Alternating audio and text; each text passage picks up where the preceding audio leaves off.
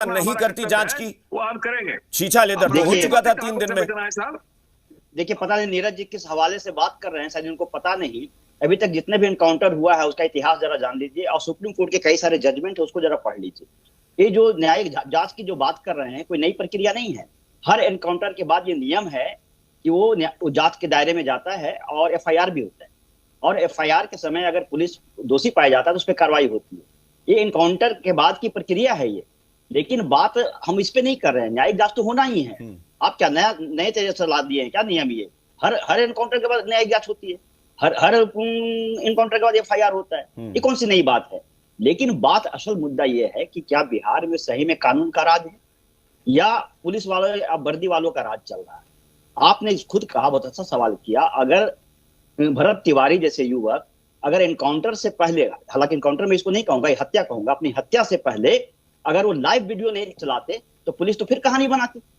तो अच्छा हुआ कि उन्होंने लाइव चलाया और पुलिस का सच जो है वो हम लोग के बीच में आ गया, तो शायद हम आप डिबेट भी कर रहे हैं। नहीं तो पुलिस तो कहानी बनाने में माहिर है ना। आप देखिए मुजफ्फरपुर में क्या हुआ निषाद परिवार के साथ, भागलपुर में रामधनी यादव के साथ क्या हुआ। तो हम पुलिस तो ने जब गोली चलाई उस समय का वीडियो है क्या? किस बेसिस पे आप ये कह सकते हैं? पुलिस का पक्ष बिल्कुल नहीं रहा। क्योंकि लाइव है, पुलिस अगर दोषी होगा वो लाइव है, लाइव बंदूक फेंक दिया आपने। होगी। पहली बात, हमेशा हुआ है। बीच में मैं कुछ नहीं बोला, बीच में मैं कुछ नहीं बोला। रुक जाइए पहले। हाँ एक मिनट अनुज जी, आप देखिए, मैं बार बार कह रहा हूं कि अगर वह युवक अगर लाइव नहीं करता तो बहुत सारी कहानियां बना रहे हैं। जब लाइव करने के बाद इतनी सारी झूठी कहानियां बनाई जा रही तो हैरत हो रही है अनुज जी ना कि ये सरकार अब भी क्यों नहीं समझ रही है कि आखिर उस भरत तिवारी में क्या खास था, जहां पर आज के दौर में जब किसी को अपने पड़ोसी के घर में झांकने की फुर्सत नहीं होती, किसी को मतलब नहीं होता, वहां एक युवक की मौत पर आखिर ऐसा क्या हो गया कि बिलौटी गांव में जमावड़ा लग गया लोगों का, हजारों लोगों का? ऐसा क्या हुआ कि वहां ऐसी महापंचायत हो गई जिसमें देश के अलग अलग हिस्सों से लोग पहुंच गए?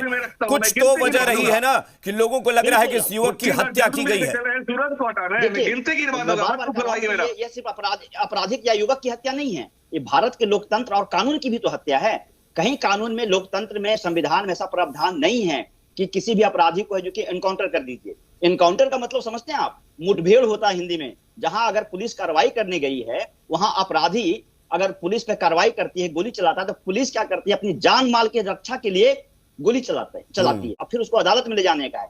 आप देश का संवैधानिक नियम को पढ़िए, वहां नियम है कि कोई भी अपराधी हो उसको अदालत में पेश करिए, उसके खिलाफ सबूत इकट्ठा करिए। हम अपराधी का सपोर्ट नहीं कर रहे हैं। अब मानता हूं मैं कि उन्होंने बंदूक उठाया, वो गलत है, वो आपराधिक चीज है, लेकिन जब उन्होंने सरेंडर कर दिया, वीडियो में साफ हम लोग देख रहे हैं कि अपना रिवॉल्वर फेंक दिया, उसके बाद उसको एनकाउंटर करने का क्या मतलब है? एक महत्वपूर्ण और सवाल, आप कह रहे हैं कि 20 साल से है जो कि सुशासन की सरकार है, धड़ल्ले से बाजार में रिवॉल्वर कैसे बिक रहा है भाई?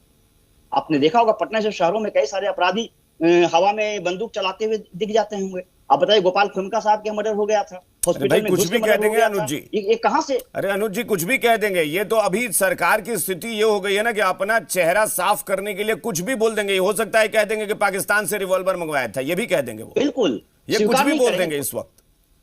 असल क्या है कि जनता का सम्मान आप एक जिम्मेदार एंकर हैं, मैं आपसे उम्मीद करता हूं कि आप इस तरह की काल्पनिक बात करें। काश यही जिम्मेदारी हम सरकार के बारे में कह सकते कि एक जिम्मेदार सरकार है। काश हम यही कह सकते थे कि जिम्मेदार प्रशासन है। काश हम ये कह सकते कि जिम्मेदार पुलिस है। इस तरह की बातें करना, मैं कह रहा हूं कि काश आप मेरी जिम्मेदारी की जो चिंता कर रहे हैं, हम जिम्मेदार सरकार, जिम्मेदार प्रशासन और जिम्मेदार पुलिस भी कह पाते नीरज जी। नहीं होगा।